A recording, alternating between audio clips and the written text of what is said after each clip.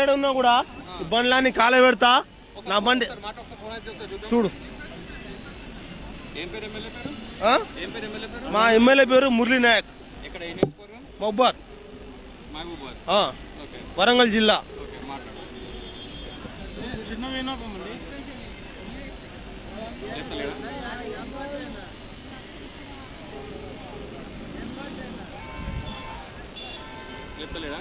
కాదన్నా 10 గంటల వరకు 10 గంటల వరకు వన్స్ మూసేయాలి.